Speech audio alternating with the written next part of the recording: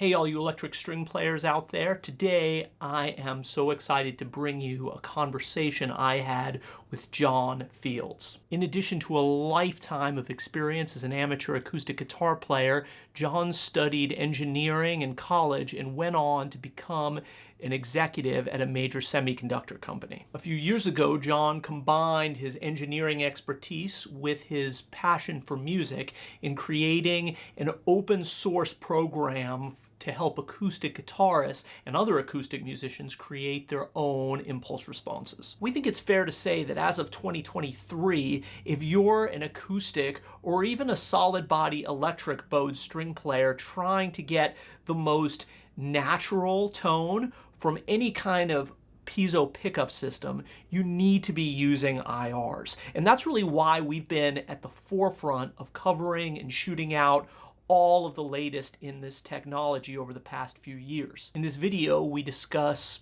what an impulse response actually is, what the heck is up with those IR length numbers, and do they really make a difference in the tone? Other IR metrics that matter and don't matter, how to optimize the IR training process and what are the key factors there, tips for getting the best results when using IRs live, and of course we'll also discuss Jon's free open source software that he's created and what makes it different from some of the other products out there. There's a ton of incredibly practical material in here, although some of it can get technical at times. And for those of you that want to skip the nerdy stuff, we've included a few timestamps in the description below. But I want to encourage all of you that are really serious about playing amplified to stick through this entire conversation. You know, I'm often amazed at how often even seasoned bowed string players who spent decades refining the smallest aspects of tone production or shifting have almost zero patience when learning about anything in the world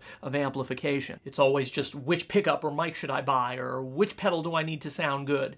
And of course, as we always say in the pickuptest.com, these are not good questions. What we really need is a solid foundation and understanding for what the heck we're doing so we can start to ask better questions and really level up our own game. That takes some time and effort. And with that, I bring you Jon Fields.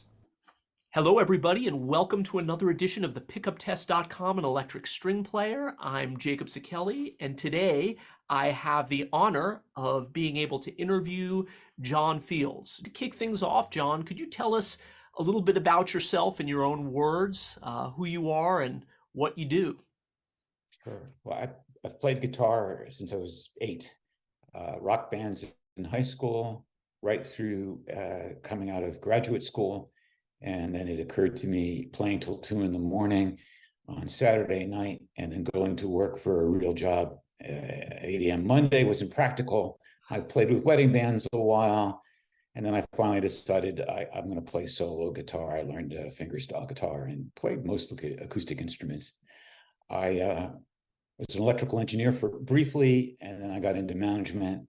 And I retired as an engineering vice president at a medium-sized semiconductor company. I was doing duo gigs in tight spots in noisy restaurants, and I wanted one pedal on the floor that would do it all, and it needed IRs.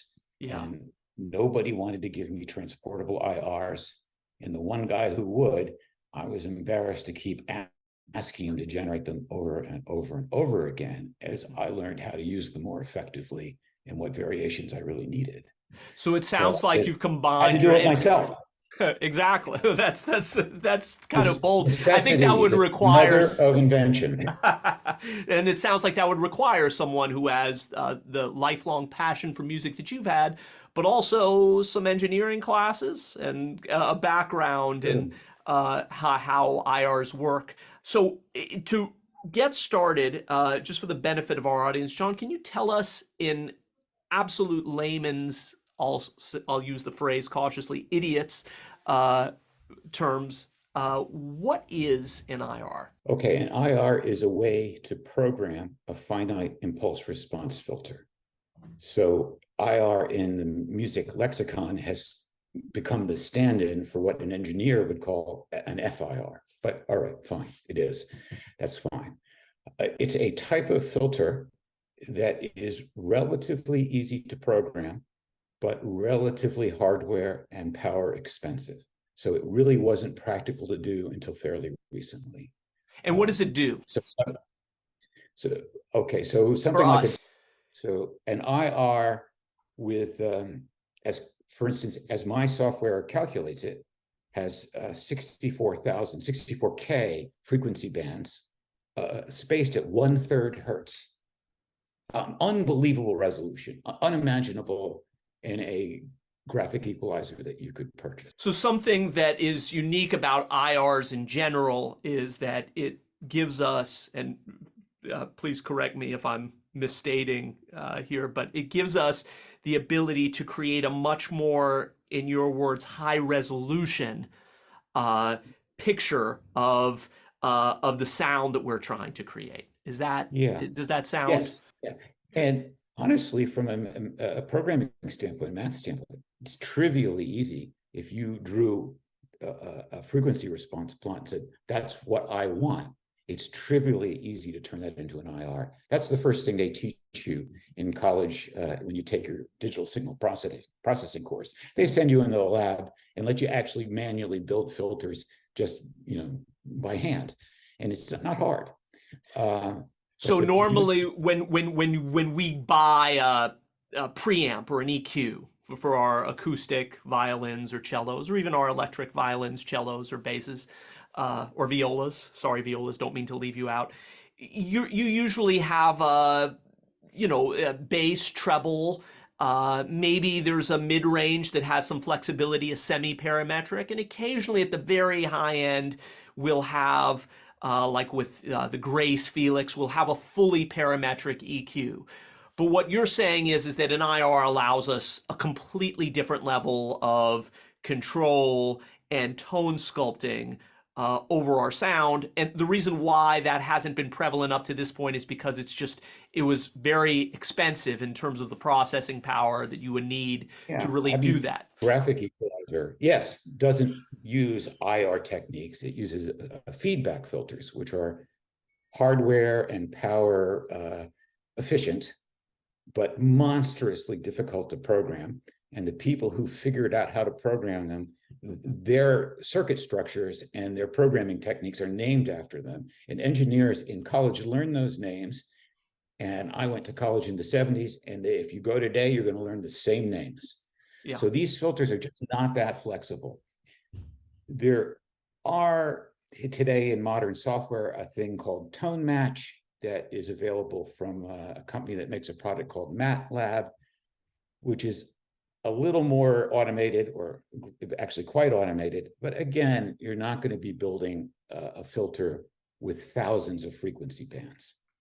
If you buy an HX Stomp, this is a $600-700 floor pedal.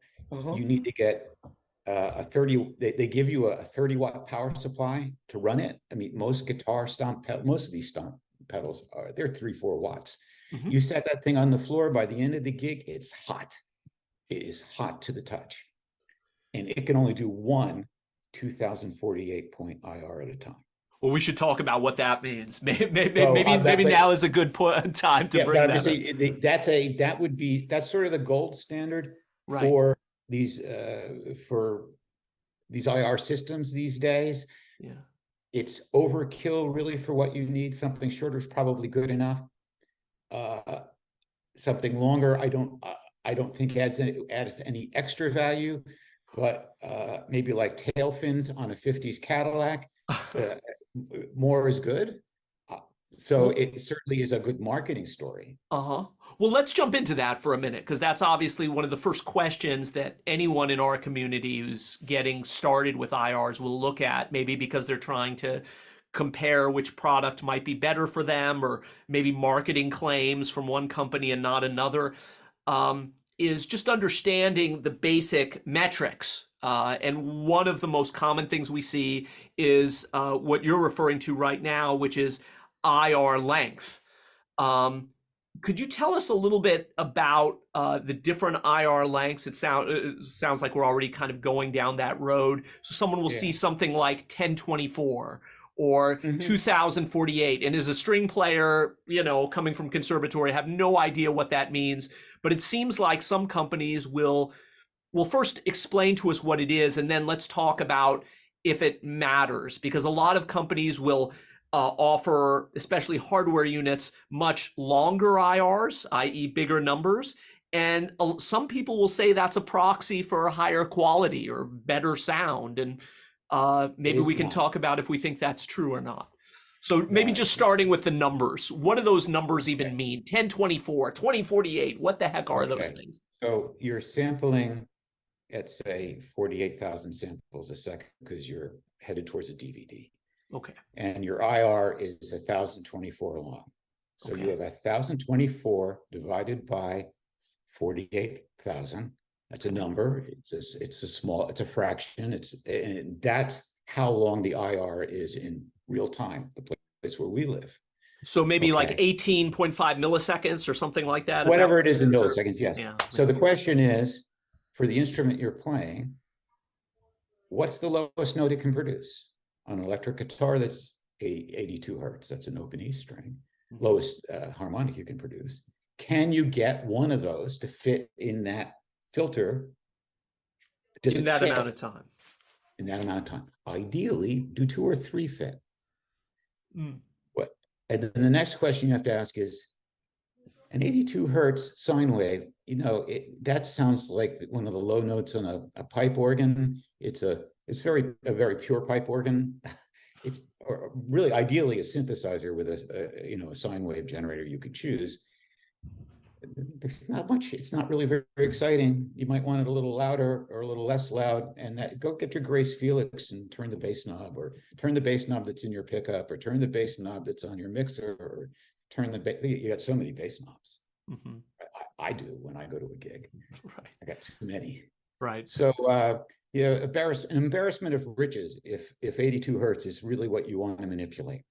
So as you go to longer IRs, you can have more complete waveforms of your lowest frequency in them, and the filter can do a more effective job of boosting or cutting them. And so that's what the longer IR gives you. So But it sounds like, because you're saying that lower notes obviously are longer, right? The frequencies, as they get right. lower, the longer IRs are going to have more of an effect on instruments with lower notes or the lower strings of a given instrument. Yeah, but the great sound of a string bass is not, the 41 hertz fundamental of slamming the open E string. The great sound of that bass is all the harmonics that come from how you plucked or slapped or bowed the note. And those things have nothing to do with 41 hertz. And as I was saying to you earlier, I have several bass users in jazz sort of situations using my software. They have pedals that can do the longer IRs that I produce. They use my shorter one because my software gives you 1024 and 2048, your choice. My thought being, you should try them on your DAW before you load them into your pedal. Sure. So you can see what the longer IR does for you. Because if you have an HX stomp on the floor, what if you want to run several things at the same time and you run out of compute capability? You mean other effects, right? Other effects after the IR. Say you've got all sorts of other things you'd like to do with that pedal. Right. But if you want to run 2 IRs in parallel, can't do that at 2048. You could do it at 1024. Right.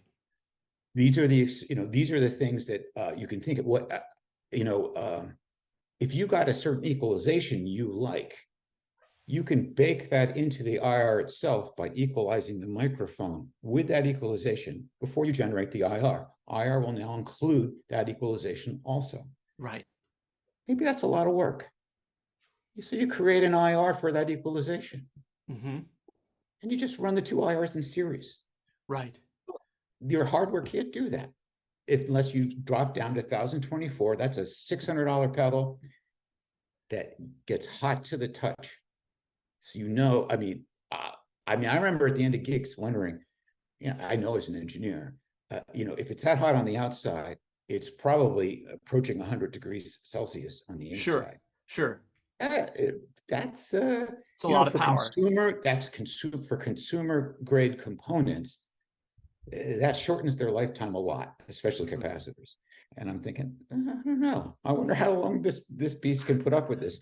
But as it turns out, I have never read of anyone's HX stomp failing. So apparently, no problem. Right. But you make a very good point, because now these IR libraries, assuming you're not using a separate unit, like, to do all the processing, like a tone Dexter or a bags or whatever. Oh, they're going to just play one IR too. You just got to pick Right. it. Right, but they're doing all the processing. So, again, if you have like a multi-pedal setup where you got your reverb pedal here and your, tone Dexter here, obviously this isn't an issue. But for a lot of people nowadays, it's not just the HX Stomp, right? The Boss has a lot of things that a lot of multi-effects pedals that allowed you to load third-party IRs. Most of the big boys are doing this now. Headrush, whatever. Obviously, Fractal, Kemper, all these fancy ones. You can load your own IRs as well. So it's a really interesting point that you do need to be aware of how much processing these take, and for a smaller box, it can really take up all the space, to the point where it's really struggling if you want to just add a reverb after that, or add some compression, or add some things like that.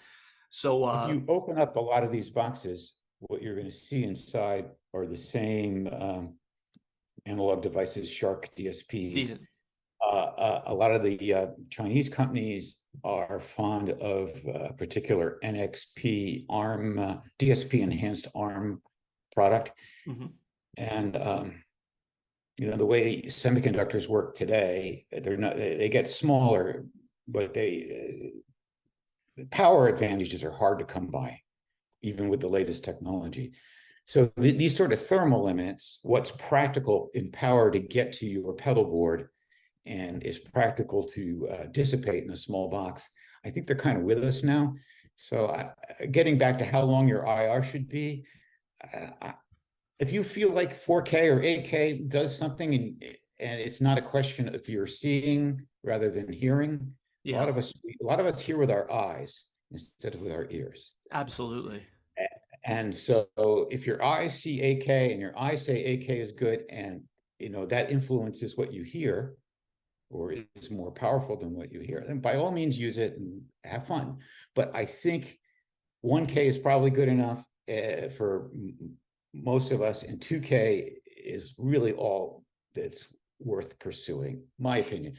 But if you've got the pedal like James May does that can do 4K, and you have the expertise to know that 4K has, certainly on paper, some advantages over 2K, why not market it?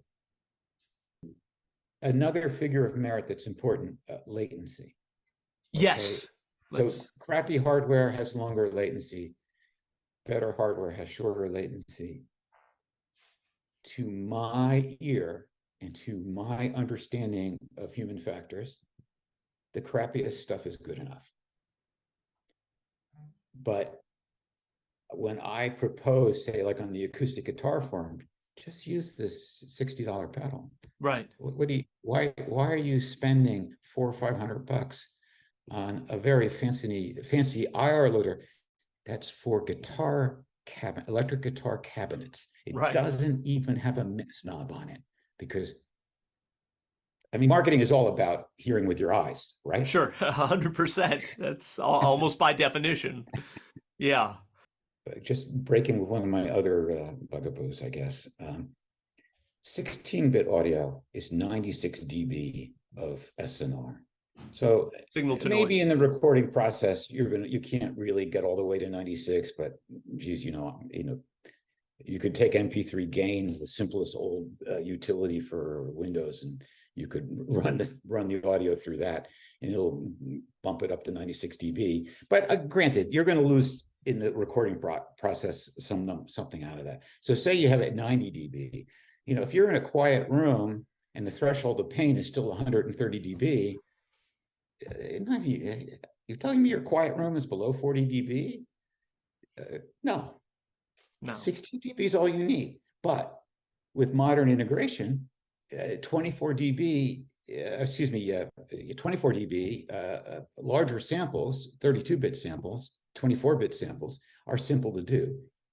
They're also necessary between the input and the output of your digital device, because as they do math to get from input to output, at points the numbers are going to get larger than what a 16-bit number can encode. Right. So they've already, all these pedals, none of them are doing 16-bit arithmetic in the middle. They're all doing floating point or 32-bit fixed point. They're doing a higher dynamic range because it makes the programming simpler. So to plop down a 24-bit A to D on either end, well, it's cheap, it's trivial, and it goes on the cover sheet of the marketing document. Right. Exactly. Exactly. Because it's not hard, but Right. it doesn't do anything. It's really pretty useless, but Yeah. it's okay. You'd pay a People say lot. to me, they send me higher resolution wave files to create IRs for them. I gladly use them, but I often take a look, just quickly pop open their recordings in Audacity, and they've left 6 dB on the table right there. They haven't even bothered to record the peaks at Right. the top. And the real noise they need to be worried about is their breathing, is their air conditioning, is the birds outside making noise, it's the dog barking, it's all that rustling noise in your home, or not if you're not in a professional studio. That's going to blow away the quantization noise of 16-bit. That's your real problem. Sure. And Absolutely. and when you don't record to the absolute limit of distortion, right, for your recording system, well, you're bringing your signal down closer to the ambient noise, and you're just throwing away SNR. And one of the things about generating a good IR is you got to get all the SNR that there is to be had. You start with garbage in, garbage out. Right. Good SNR in, good IR out.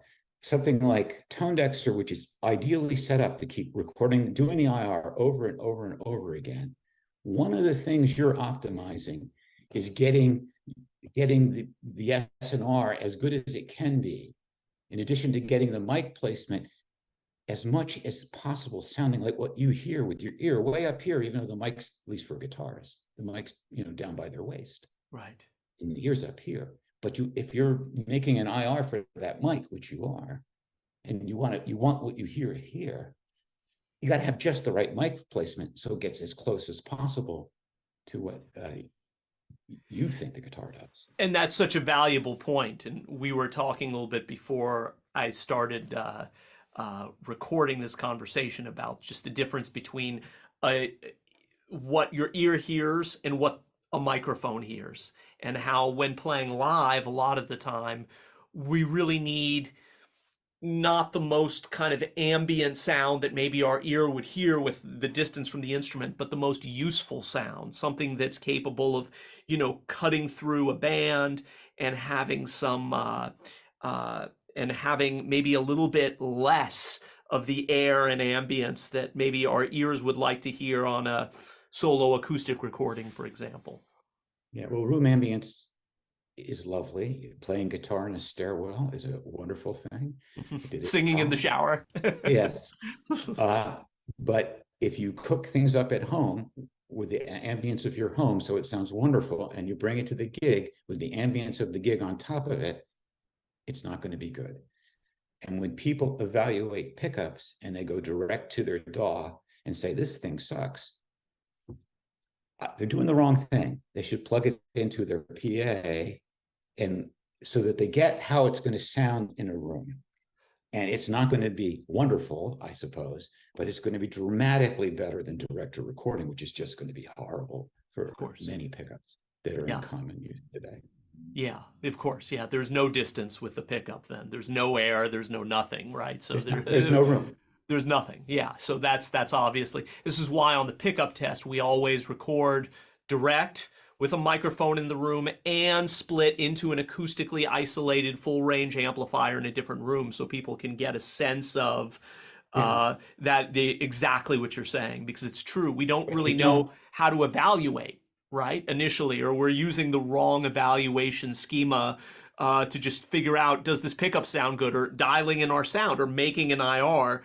We'll use too much of the IR or too wet of an IR, too much reverb is a common thing with string players too, right? And then you get to the gig and it's just not a usable sound. It just doesn't work. Yeah. Well, room on room is not good. So that is one of the inherent gotchas of this whole IR problem. Yeah. Or IR technique, because some of the room you're in is unavoidable. Sure. Sure. Unless you're in like an anechoic chamber, and I doubt any of our listeners are going to be making, I was are going to in be. one once when I interviewed at Bell Labs, 1978. Oh, One of yes, the it's a famous organizations one. I interviewed with in Homedale, New Jersey, had one. If you Yes. see that show Severance on Apple TV Plus, that was filmed at in that office. No kidding. Oh yeah. Oh, And it wow. was that kind of scary for a kid out of school walking into this edifice for an interview. Yeah, they say it can drive you crazy, right? Being in an anechoic chamber. Apparently. I wasn't there that long. They didn't give me a chance. Could you, in the most non-technical layman's terms, kind of tell us what the difference Okay. is and why that difference Well, matters for us? okay. Okay. So fundamental to programming an FIR is the assumption that the system is linear, meaning it Oh, okay. doesn't. First, what is an FIR? Maybe you could just, what does that even stand for? It's a finite impulse response filter. Okay. It's if you bought a delay pedal and programmed it to mix the undelayed signal with the delayed signal with no feedback, that's a simple two tap, not 1024, not 2048. That's a two FIR filter. Got it. Two samples, the original and the delayed. If you were to feed back the output of that delay pedal back into the input so that stuff can last potentially forever, that's an example of an infinite impulse response filter. Which would be just IR? IR, IIR. IIR. And an IIR filter, as you know, with a delay pedal, if you turn on the feedback, if you turn up the feedback high enough, it will, of course, sustain forever. It oscillates out of control. And go to maximum volume, and there'll be nothing else in the room. So that speaks to the power of feedback filters in general, that they can do things that astound it. An FIR filter, finite impulse response filter, cannot do that. Just can't. It can't, it can't go off to infinity. Just because the samples run down the delay and then they drop out the other side and disappear. So what we're doing is we're weighting 1024 or 2048 or some number of these samples, and then adding that together. So we multiply them by a number and then we add it together. And that number then goes out to the D-Day converter, and that's what you're listening to.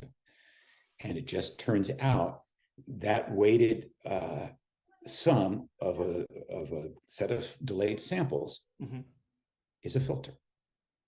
And it's a filter that's trivially easy to program on a computer. And it's so easy to program that we can take a recording of an instrument and the output of a pickup of an instrument, and we can generate that program, that impulse response from those recordings. Okay. And it's as simple as that. And which, when we talk about the tone Dexter and the LR bags and they're all, as far as I know, the same. They're doing exactly that. Are those FIRs or IIRs? They're FIRs. They're FIRs. Only, as we discussed earlier, the only system on the market is the Fishman Aura. The Aura system. And in order to run off a 9-volt battery for 25 hours, they had to figure out a way to make this thing simpler. And what they do is they use a much shorter IR, probably on the order of 600 or 700 samples. And they combine that with a little tiny feedback filter to do bass boost. So for the acoustic guitarist who is expecting that bass hump around 150 hertz that his pickup isn't producing, they do the 150 hertz goose with a simple IR filter, like the bass knob on all your control, on all your equipment. Yes. And then they do the higher frequencies with a shorter IR. FIR. Yeah. FIR, yes, a short one that doesn't consume too much power. So other than the Fishman Aura, all of these are kind of all working with the same. Okay. Yeah, good. because Good. I was trying to say earlier that you assume, and the math assumes they're an LTI system, linear, no harmonic distortion, time invariant, meaning that one filter is a constant filter is all you need. Okay. Magnetic pickups are not time invariant because the spectrum they produce depends on where you play on the instrument. Because the pickup is not built into the bridge, it's spaced somewhere out from the bridge. Right. And so what it see, like, so if you've played a Fender Stratocaster, you know that the pickup near the neck is mellow and the pickup near the bridge is very bright. Right. That's what's happening there. That same effect is coming from playing further up the neck or further down the neck. Right. In that the signal is, as you go up the neck, it gets more mellow. Because the higher harmonics are getting washed out by the lower harmonics, which are getting stronger and stronger for that pickup that is placed somewhere besides the bridge of the instrument. I just wanted to ask you about your journey in terms of creating your own open source software for creating IRs. And I actually sent you a bunch of IRs or sent you a bunch of audio files to create recordings. Thank you. And I sent you back the IRs. That's right, exactly. And got some really fantastic results that we'll be showing in another video. I'll link that above here. Okay. But I wanted to ask you just about your journey in terms of why you decided to do this and what is, well, we talked about this, that there are a lot of different sort of ways to skin the cat, or a lot of different processes for creating these IRs. In the case of some of the different manufacturers like Bags or what James May at Dexter is doing, we might not know exactly what their process is, but what shaped your process in creating the software that you did? Well, motivationally, as we discussed earlier, I wanted an IR I could use on any pedal. At the time, it was an HX Stomp. I don't own one of those today, but it moved on. But I just wanted I wanted IRs, and as I learned how to use them, I wanted a lot of them, and I didn't want to. There was one person on the planet who would generate them for me, and I didn't want to be a pest. So I wrote my own software. But I looked at what I could at the performance of the IRs that were on the market. In this acoustic guitar forum, there are a couple of fairly sophisticated users who were putting up the frequency responses of these IRs. And one thing I noted in a lot of the commercial IRs and other people's IRs was I would see the slow roll in the frequency response to the IR, which said to me, if that was really true, I ought to be able to use a simple graphic equalizer or a simple parametric equalizer, take that slow roll out and get something good out of it. Define a slow roll. Define a slow roll just as for users. It's going lower. If some distance is 0 to 10K, 10 kilohertz, acoustic instruments really gas out around, unless you're a drum player, around 10 kilohertz. Mm-hmm. If you just see it going up, this is on log scale, but you just see it going up and down like that, just 2-3 times between 0 and 10K. That says that you could use a graphic equalizer or a parametric equalizer to add value. I knew from my own experience, you can't do that.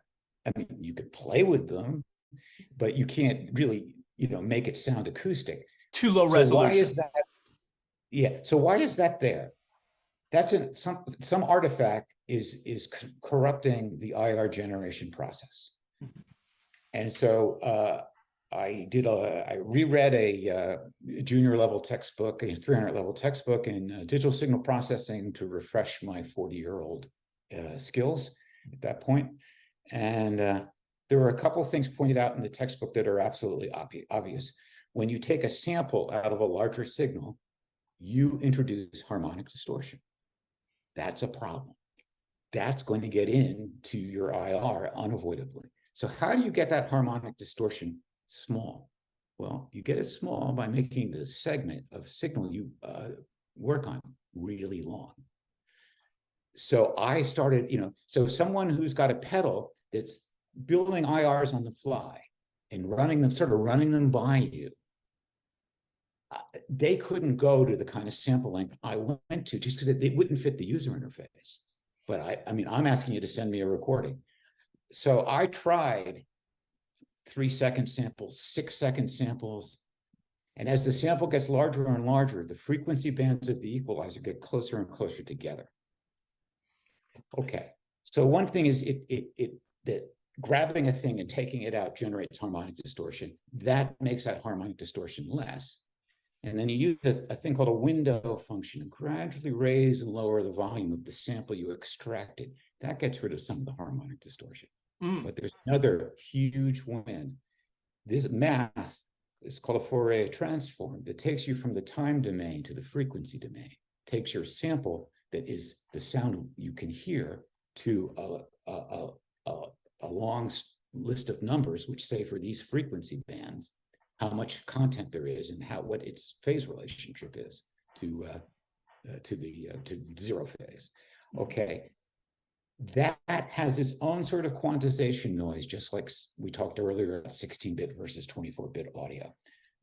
I mean, if you guys remember the original Ensoniq sampling synthesizers from the EPS 16 plus, I had one. Yeah, the 12-bit ones and yes. even 8-bit ones, you could really hear that sampling noise, but still they were so amazing what they could do, you were willing to put up with it, right?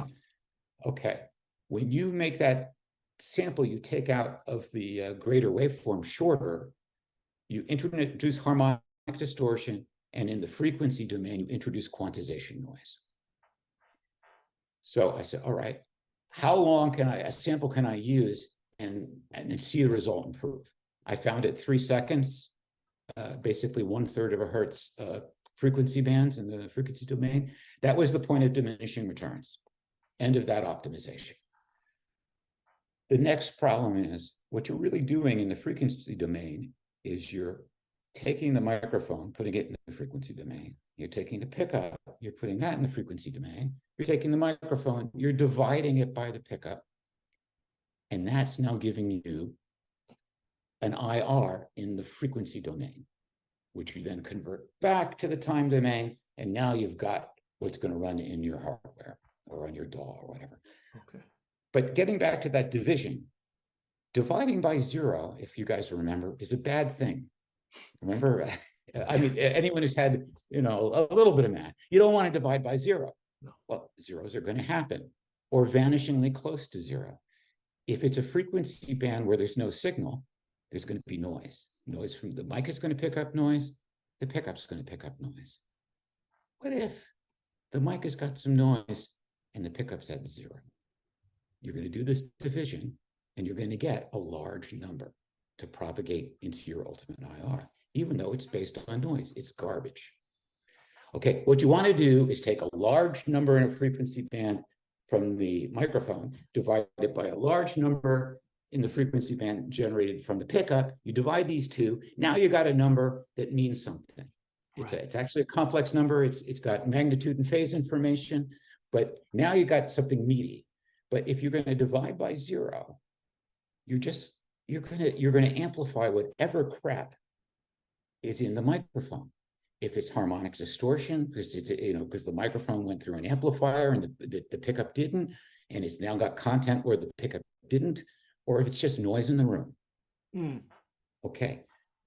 So what I did was thought about the problem. I've got 16 bits of dynamic range, 96 dB. Some of that got lost in the recording process. Maybe I have more like 90 dB. How far down from those 90 dB peaks can I go and throw out everything underneath? So what I did is I looked for what I call near zeros in the pickup output in the frequency domain. And I did this trial and error. And I found that at 65 dB down from the peak. So I look for whatever is the peak in the pickup. And I said, all right, that's as high as it's going to go.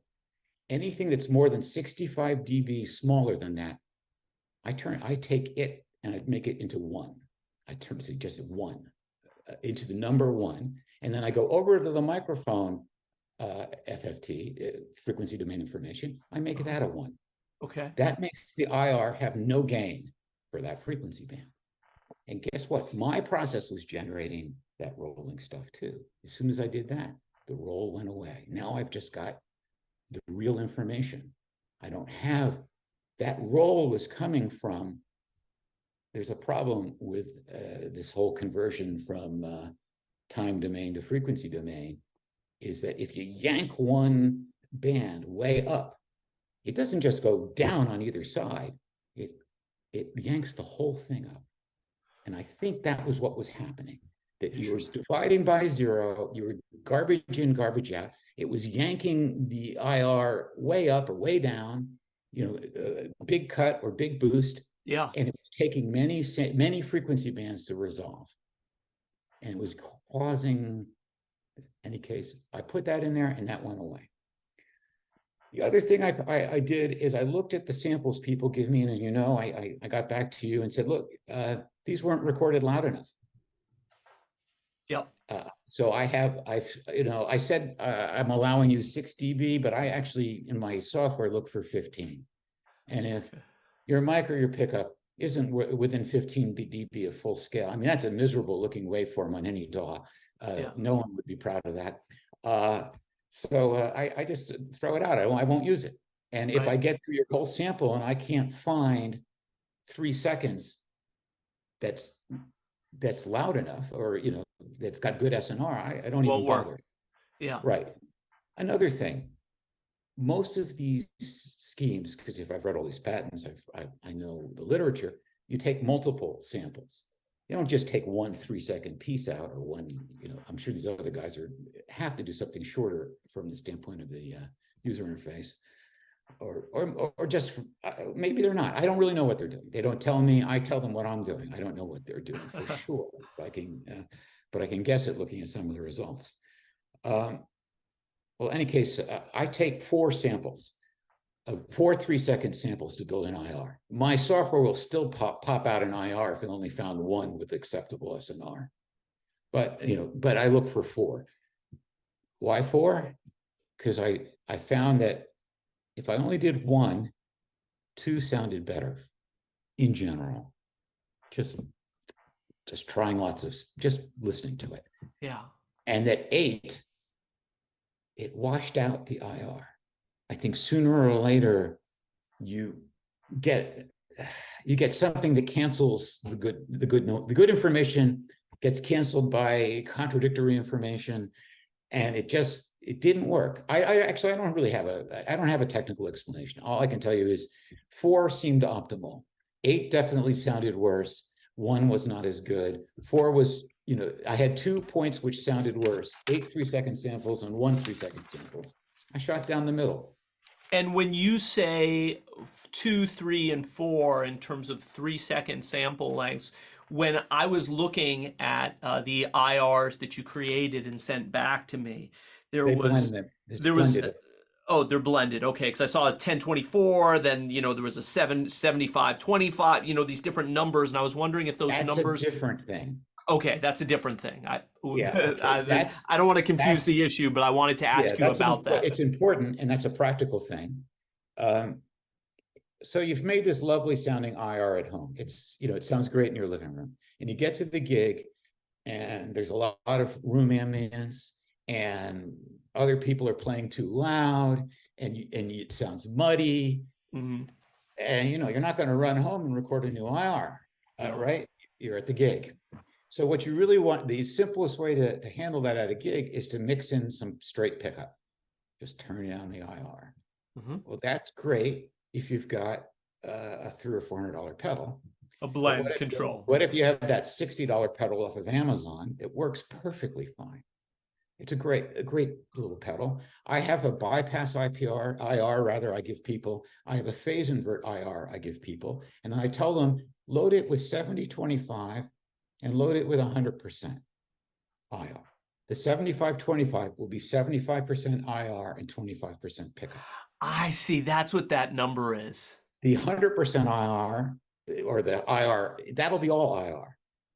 When you're playing in someone's living room or in a small venue, use the all IR. But that's what you used at home, you're happy Yeah, When is that the you're first number or the very first one that just says the wave and first there's the first not a number of the number? two is yeah is I actually I sent you a file, a PDF that describes each the naming convention. Okay, I yeah, sent you so many files. I should have Uh, done that. I went through the files. Yeah. yeah, the naming convention. So if you said that the 50/50 IR didn't do anything, or the 25/75 R didn't do anything, that's because there's almost no IR. Oh no. I could see the picture. I could see in the IR loader I use in my DAW. There's a waveform, so I could see it slowly kind of sculpting away a similar EQ curve. So I understood that there was something Yeah, like that. I just didn't yeah. realize that that was the. That's great. Yeah, yeah, So that's what, and the reason you certainly an acoustic guitarist needs that is you're at a gig.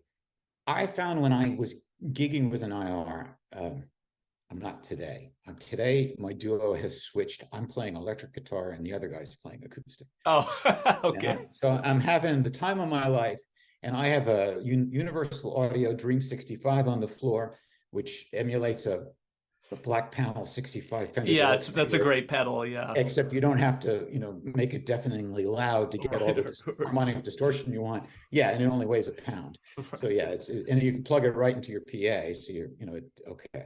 So I'm not, but when I was using an IR to perform, I used 50/50, 50% IR, 50% pickup. Yeah.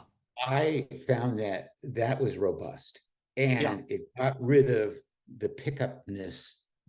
Was it in a quiet room the most lovely thing you ever heard? No. But in the local Anthony's Pizza with 75 people talking at the top of their lungs, and me and the other guy were playing pretty loud, we're singing pretty loud, it sounded great because Yeah. the transducer artifacts, I could, because the speaker's near me, I can hear it. Right. They're gone. Good enough, and it doesn't have that muddiness or that wrongness. So that's why if you have a pedal without a mix knob, I generate mix IRs. That simple Amazon $60 pedal has 10 slots. So you could put all the mixes in there along with Sure. my bypass and inverter. Brilliant. The Yeah. bypass inverter is trivial. You could generate the IR yourself. Right. You could do it. No, it's no big deal. But that's I forgot where I started with this. No, you were just describing the different your process initially, Okay, and yeah. this So, is going back to what I think is the most important thing for so people just getting it, started with this to know, and also people who have more experience who keep right. making this mistake. Well, Is that there are two kinds of IR that are worth describing. An IR for an electric guitar cabinet is measured. You put the impulse in, you listen to the impulse come out, you digitize it, you got an IR.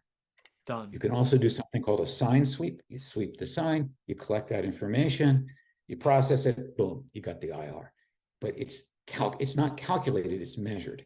When we do an IR for an acoustic instrument, it's a very complex problem. You've got the actual instrument, you've got what you hear, you've got what the microphone hears, you've got what the pickup produces. And you're saying, I am concluding that it's a linear process between the instrument and the pickup, the instrument and the mic, and the instrument and my ear. Also concluding that the mic is close enough to my ear that I can use that as a proxy for my ear. And then I'm assuming that these two kind of mechanical fur filters, IRs. One's producing the pickup from my instrument, and one is producing the signal the sound the microphone's getting. Since these two systems are linear, coming from a single source, there is a third linear system that should be able to take us from the pickup to the mic. Mm-hmm. And we're calculating it. So that process I described about going into the frequency domain, dividing them, and then not dividing by zero, and then reversing that process back into the time domain and dropping that into a filter, that's a calculation. Yes. For guitar speaker cabinet, man, they're just putting the impulse in and measuring. They got the real thing. There's nothing going on. There's no issue with noise being amplified up. There's no dividing. There's no Right. nothing. It's very straightforward. 100% cabinet IR sounds wonderful. Here's my last point. When you're Yes. selling a product inside the return interval, your customer has to be successful with it before they send it home. This whole internet thing where the local store doesn't exist, or it's a Guitar Center poorly stocked, they don't even have a Tone Dexter or a Bags product. They don't have anything in there. So the only way you can try this stuff out is you buy it and you return it. And the internet retailers are great about returns. All right. So you're selling a product. You got to figure out a way so that they keep it out longer than the return interval. That's your business is shot if you don't do that. Right. And what I see and think I hear in a lot of these products is attempts to mitigate user error and user suboptimal mic placement or whatever with equalizers. So they are trying to hear for a mic that's too close to the instrument, and there's a proximity effect, and they're trying to detect it, and they're trying to Mitigate it, get rid of it with filtering, with equalization. You even mentioned to me in one of our emails that some of the IRs sounded better with an exciter. And I was going to tell you, just give me let's do an IR for an exciter, and then we can just convolve. You can convolve any IR with the exciter, or you can run them serial in your pedal, whatever you want. Yep. But there's some equalization that sounds good, but it might not sound good with your mic, with your guitar. Right. With your mic placement, with your room, with your expectations. So they cook stuff in to make the sale that makes it sound really rich in your living room before the 30 days is up, before you figure out that when you got it into a larger room, wait a second, this is tricky. This is not gonna, this is harder. Yes, so it's, So these devices are designed to make the sale and be good for really good for 30 days. And they will pull anything out to do that. And it may not be what you want. Yeah. My script is just the raw math, plus what I described, to not introduce quantization noise or harmonic distortion into the frequency domain, and not to garbage in, garbage out, let frequency bands where there's no pickup output, so the IR can't do anything anyway. Well, IR is just going to make something louder or softer. If there's nothing there, why put why let a false large number get generated that's going to lift the frequency bands around it where there might actually be some signal? I see. Yeah, it makes sense. Yeah, you don't want to do these things. So this is just the raw math with the basic guardrails, so you don't shoot yourself in the foot. But hasn't been prettied up. So I haven't done anything to make it sound instantly rich in your living room. You're going to have to, get a mic recording, listen to it, and make sure you like it. If you don't like it, this is just going to give you that. Yep. So if you don't like it, it's not going to be any better than that. That's one of the beauties of using a DAW to record this stuff and then generating the IR sequentially, is you have a chance to QA what you recorded and make sure it's really what you want to hear. I mean, put on headphones. Absolutely. Really listen to it. Yeah. 100%.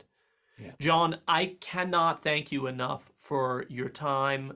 I have learned so much, and I know that everybody watching this is just going to be getting a treasure trove of knowledge from having listened to it.